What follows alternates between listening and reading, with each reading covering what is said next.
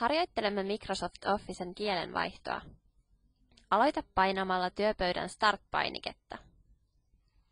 Tämän jälkeen valitse All Programs ja vie hiiri valikossa kohtaan Microsoft Office.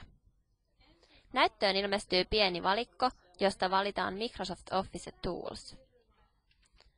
Seuraavaksi valitse Microsoft Office 2003 Language Settings. Klikkaa tätä painiketta. Näyttöön ilmestyy kielivalikko, josta on nyt mahdollista valita haluttu kieli.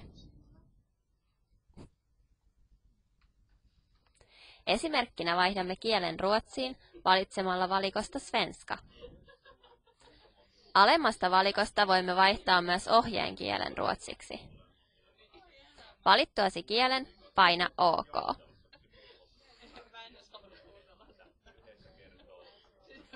Valittu kieli tulee käyttöön, kun seuraavan kerran avaat uudestaan Microsoft Office-sovelluksen.